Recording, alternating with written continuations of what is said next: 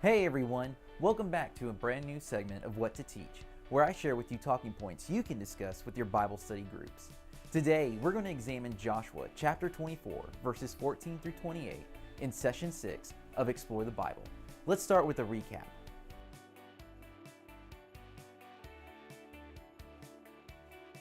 In last week's study, we learned about what happens when we fulfill the promises we make to others, and how those fulfilled promises allow us to be a blessing to God and man, which creates opportunities for us to share the love of Jesus. On top of this, even though we fulfill our promises to others, the covenant we enter into with God never ends and is one we maintain on a daily basis. The book of Joshua ends with a covenant renewal between God and the nation of Israel. This covenant is important because it is a call to action for the Israelites to put their faith into practice. In this week's talking points, we're going to discuss Joshua's charge to the Israelites and how we can incorporate his charge into our lives.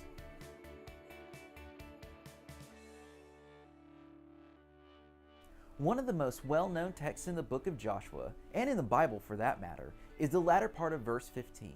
But as for me and my house, we will serve the Lord.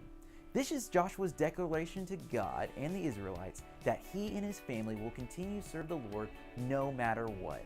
This is a great declaration, so great that we engrave Joshua's words on plaques and hang them on our walls as our own declaration to God that we will serve him and only him. Yet, have we ever sat down and considered what this looks like on a practical level? If we're being honest, most of us haven't. However, if we want to take this declaration seriously, Verse 14 tells us the only way we can do it is if we fear the Lord and serve him in sincerity and faithfulness. Thankfully, this text gives us 3 actions we can take to accomplish this command. First, we choose our God over other gods. Idol worship was rampant during this time, but truth be told, idol worship is rampant still today. To quote Kyle Idleman from his book, Gods at War, a god is what we sacrifice for and what we pursue. If there are other things we sacrifice for more than Jesus, we are committing idol worship.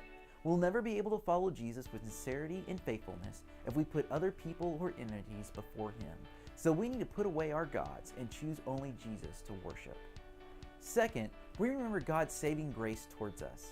In verses 16 through 18, the Israelites give a brief account of how they were saved by God. No other God acted with loving kindness towards them.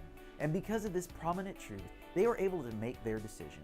Likewise, if we want to stay faithful in our relationship with Christ, we need to always share our personal story of how he saved us. When we do this, we'll remind ourselves of how good and faithful our God is towards us, even when we don't respond the same way towards him.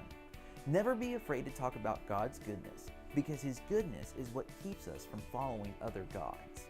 Finally, we grow in our relationship with God. In verse 19, we are given 2 character descriptions of God. We learn that he is holy and that he is jealous. When we grow in our relationship with God, we begin to understand these 2 characteristics and how they work in our relationship with him. Since God is holy, he is pure, perfect, set apart, and responds in ways that we would never imagine. God also desires for us to be holy as well too, but we can't unless we are growing in our love for him. God is also jealous. Now, what we need to understand about jealousy is that it's neutral. Whether jealousy is good or bad is dependent upon one's response. Since God is holy, then his jealous response can only be pure, perfect, and good. God is jealous for us because of his deep love for us. And due to that love, his desire is for us to only be in relationship with him and no other God. So when we cheat on him with other gods, he is right in his response towards us.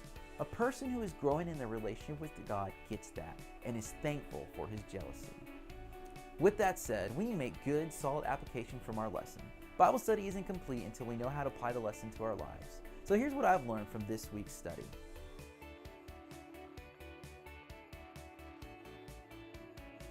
There's so much to learn from this covenant renewal. However, my takeaway is verse 20. If you forsake the Lord and serve foreign gods, then he will turn and do you harm and consume you after having done you good. What I appreciate about our God is he keeps no secrets from us. He plainly tells us what kind of relationship we're getting into when we enter into a covenant with him. Sadly, we tend to do a poor job sharing about the ins and outs of this covenant relationship, and we need to do a better job about sharing the gospel and what Christ requires of us to follow him. When we do this, I believe we will produce better followers of Jesus. I hope you enjoyed this segment of What to Teach. If you have any questions or thoughts, feel free to add them in the comment section below. If you believe this video is helpful and would benefit other teachers or the people you lead, like it and share it with them. And make sure to subscribe to my channel so you can receive up-to-date videos on what to teach for future lessons. I hope you have a great week, and may our God use you in a mighty way as He teaches Word this Sunday.